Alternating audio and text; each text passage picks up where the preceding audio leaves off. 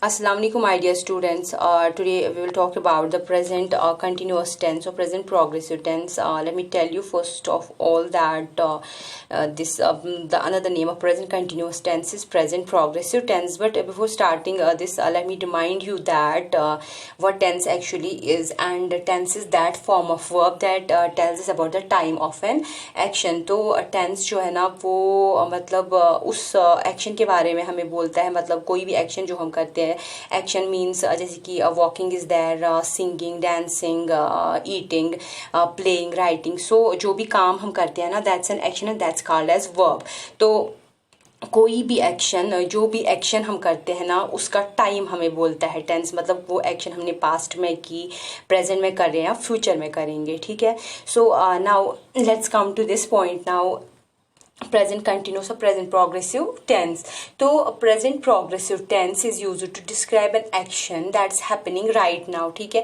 तो उस एक्शन के बारे में हमें बोलता है, मतलब जो एक्शन कंटिन्यूसली हो रही है. मतलब हम अभी जैसे कि मैं अभी आपको पढ़ा रही हूँ, तो अभी है ना कंटिन्यूस एक्शन ख़त्म नहीं किया, तो मतलब इस एक्शन के बारे में हमें मतलब बताता है कि the action that's happening right now और लॉन्गर एक्शन इन प्रोग्रेस. कोई एक्शन मतलब कोई काम जो हम कर रहे हैं लेकिन ख़त्म नहीं हुआ, मतलब अभी चल रहा है, उस एक्शन के बारे में बोलता है हमें. या कोई भी action happening in the near future, मतलब जो कोई भी एक्शन जो मतलब हो रही है तो वो आगे भी चलेगी फ्यूचर में. तो उन एक्शंस के बारे में हमें प्रेजेंट कंटिन्यूअस टेंस और प्रेजेंट प्रोग्रेसिव टेंस बताता है. So the most important point that you need to keep in your mind regarding this present continuous tense is its structure.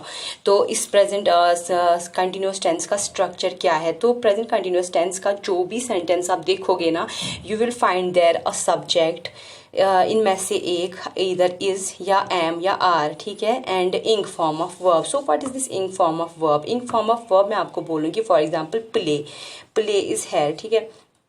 तो प्ले जो है ना, this is simply a verb. जब हम इसको आईएनजी ऐड करेंगे ना, तो ये बनेगा playing.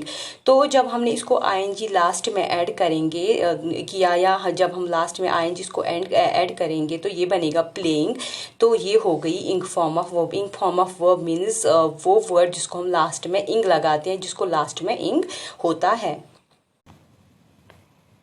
So the structure of this present continuous tense is subject is am are. इन तीनों में से एक आता है एक सेंटेंस में, plus in form of verb. तो मैं आपको बताऊंगी कि ये जो तीन है ना, इज एम आर, कौन किसके साथ कौन किस सब्जेक्ट के साथ लगता है. ठीक है.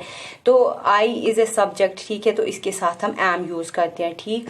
वी यूज, जो वी है ना, वी एंड यू, इसके साथ हम आर यूज करते हैं. ठीक है.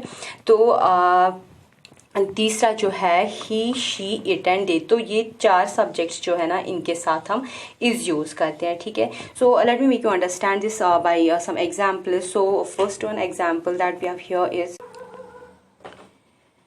the first example that we have here is I am playing a game. I am playing a game. So I told you that जो भी सेंटेंस होगा ना, जो स्ट्रक्चर है दिस प्रेजेंट कंटिन्यूअस टेंस का, तो ये सारी चीज़ें उस सेंटेंस में आनी चाहिए. मतलब सब्जेक्ट, एक तो सब्जेक्ट आना चाहिए, उसके बाद इन तीनों में से एक, और इंग फॉर्म ऑफ वर्ब. मतलब हर किसी सेंटेंस में ये सारी चीज़ें आनी चाहिए. So have a look at this. तो यहाँ पे है आई, दिस इज अ सब्जेक्ट. इन तीनों में से एक आया, हो गया एम. And playing.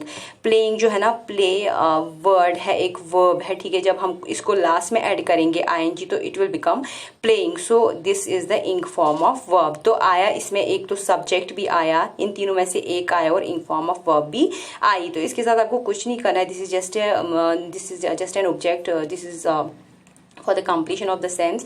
तो इसके साथ आपको कुछ नहीं करना है. तो मैंने आपको बोला कि जो स्ट्रक्चर है उसका, उसमें एक तो सब्जेक्ट आना चाहिए, इन तीनों में से एक, and ing form of verb. So you can see this structure here in this sentence. So another example that we have here is we are watching a movie. So we is a subject, are इन तीनों में से एक. ठीक है. Watching is the ing form of verb. So watching a movie.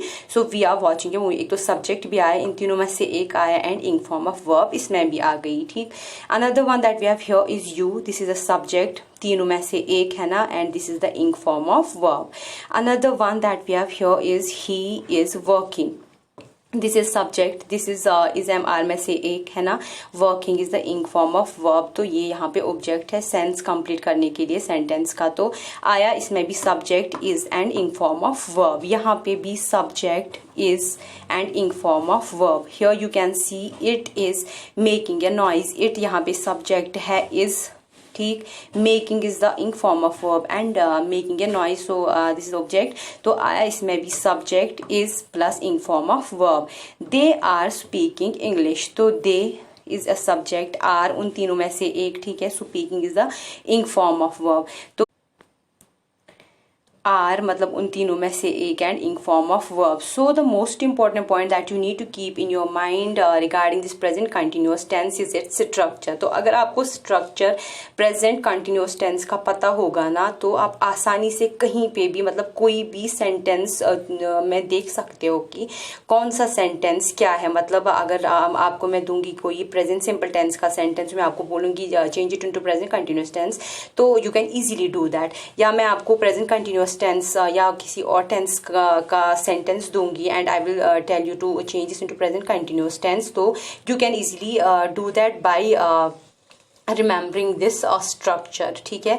so this is all about this present continuous tense and the most important point जो आपको इसमें याद रखना है वो है इसका structure. तो अगर आपको structure पता होगा, structure याद होगा ना present continuous tense का, तो आपको कभी भी कोई प्रॉब्लम नहीं होगी ये डिपेक्ट करने में कहीं पे, मतलब जहाँ पे बहुत सारे सेंटेंसेस हो कि आपको चुनने होंगे present continuous tense के sentences, so you can easily do that if you अगर आप क्या करोगे कि अगर आपको ये स्ट्रक्चर जो है ना ये आपको पता होगा, ठीक है। So this is all about this present continuous tense.